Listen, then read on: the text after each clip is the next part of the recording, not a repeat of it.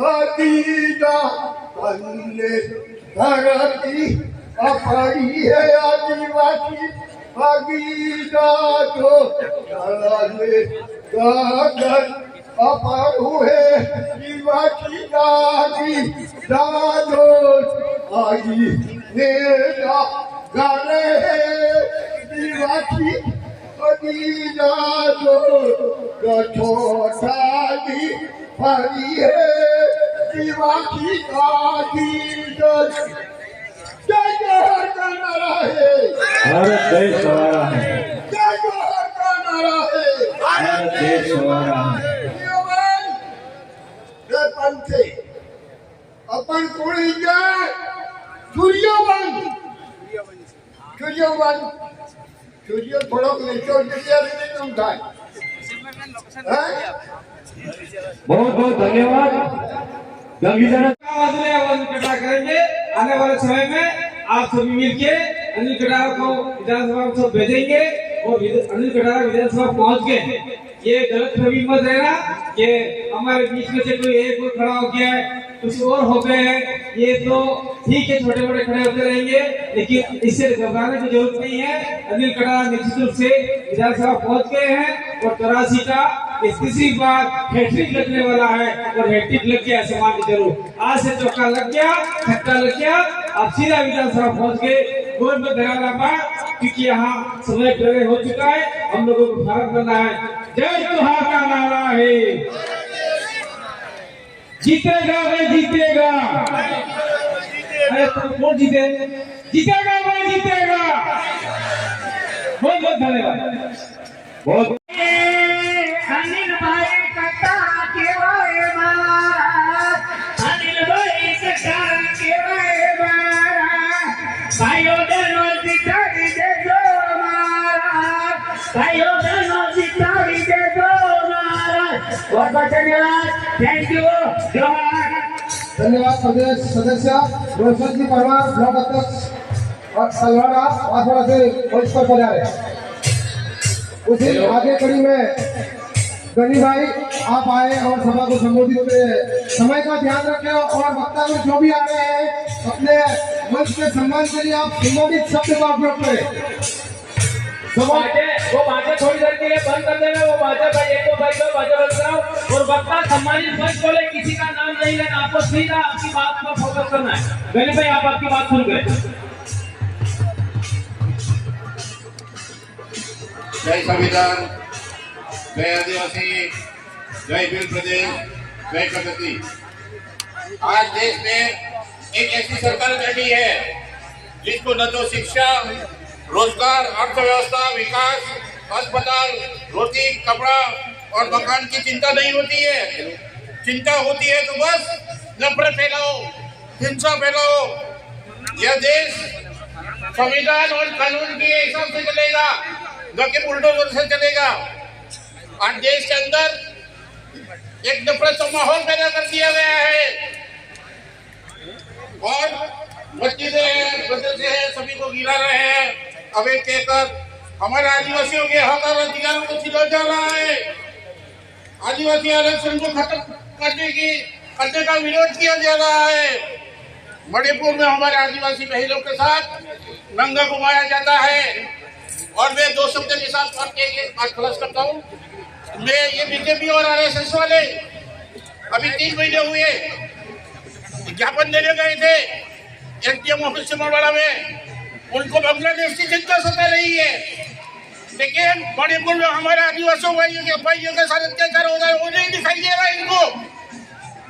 बहुत सोच निकाले हमारे 3 एमएलए ऑलरेडी पहुंच चुका है एक सांसद पहुंच चुका है 2-3 विधायक और जाएंगे हमारे और अनिल जी कटारा 84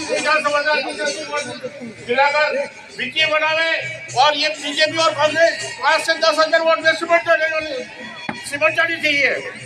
धन्यवाद। पूर्वज पुरखों को नमन जोहार।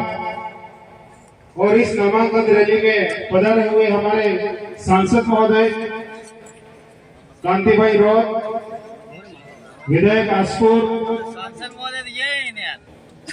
और पोपट भाई दिनेश भाई महिला सेक्रेटरी पार्टी के तमाम पदाधिकारी जो मंच पर आसीन हैं और हमारे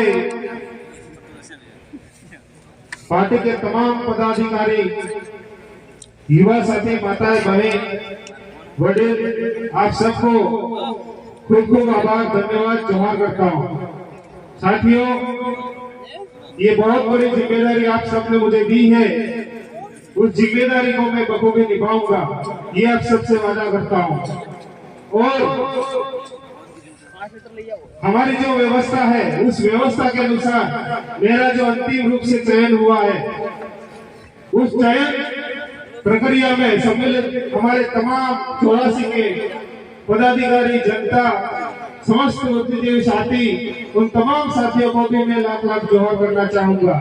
साथियों, आप विश्वास रखिएगा, हमारी 84 की जो आम बात शान है, राजकुमार जी रोड जो जनता से मिलते थे, तो जनता का जो प्यार उन्हें मिलता था, वो जैसे ही जनता के साथ व्यवहार करते थे, हमारी जो आदिवासी परिवार की व्यवस्था है, उन सब में कभी कोई आंच नहीं आने दूंगा, ये वादा करके आया हूँ। आपको भरोसा रखना है, हमारी जो व्यवस्था है, भारत आदिवासी पार्टी के मान, सम्मान और स्वाभिमान को कभी गिरने नहीं दूंगा। साथियों, आज से आप सबको लग जाना है, हमारे पास समय बहुत कम है। हमारे जो गांव है, वार्ड है, फले मोहल्ले, हर जगह आप सबको कमान संभाल लेनी है, क्योंकि हमारी जो लड़ाई है वो राजनीति तक ही सीमित नहीं है। हमारी जो मूल लड़ाई है वो हमारे समाज को बचाना है। एसटी, एससी, माइनॉरिटी, शोषित, पीड़ित, दलित और सभी वर्ग जो पीड़ित है, उसके लिए अपन सब मिलकर आवाज उठाएंगे। और आप सबने मिल करके मुझे विधानसभा भेजने का फैसला किया है, तो मैं आपकी उम्मीदों को कभी नीचे नहीं गिरने दूंगा और ना ही मिटने दूंगा। आप भरोसा रखिएगा कि आपके स्वाभिमान को हमेशा जिंदा रखूंगा। और 13 तारीख को अपना जो मतदान है, उसमें आप स्वयं अनिल कटारा है, 84 के सभी जनता से, सभी भाइयों से, पदाधिकारियों से मेरा निवेदन है कि आप ऐसा सोचिए कि हम स्वयं इस प्रणाली का हिस्सा है, अनिल कटारा है, समझ करके आपको काम करना है। और आने वाली 13 तारीख को भारी मतदान करके इस 84 का जो नाम है, उस नाम को और भी ऊंचा करना है। यही कह करके मैं अपना सबने जय जोहार, जय जोहार का नारा है, अभी तो यहाँ लड़ाई है। आज हमारे पुरखों को नमन करते हुए इस 84 विधानसभा उपचुनाव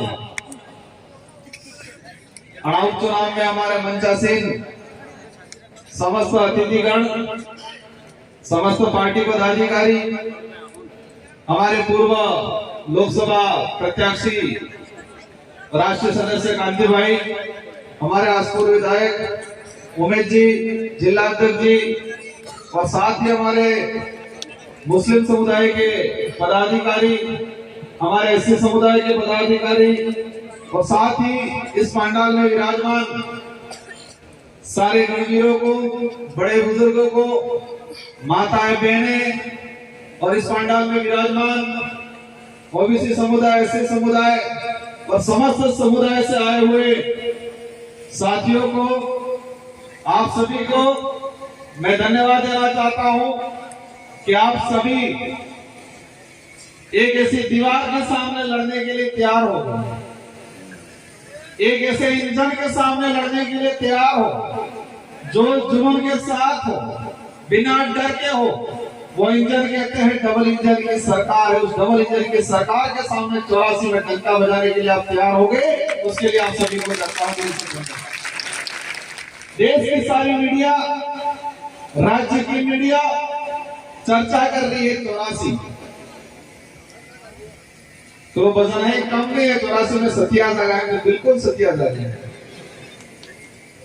पूरे देश की निगाहें तुम आते हैं आबा नाही मुख्यमंत्रीजी आबा नाही ગામમાં જઈને કઈ આબાનો આવો ખાવા પીવાનું સબ આલો પણ તમે નકળો પર મને લાગતો नहीं। वो ये सब घटना क्यों हुई है, ये परिस्थितियां क्यों बन रही है कांग्रेस बीजेपी की?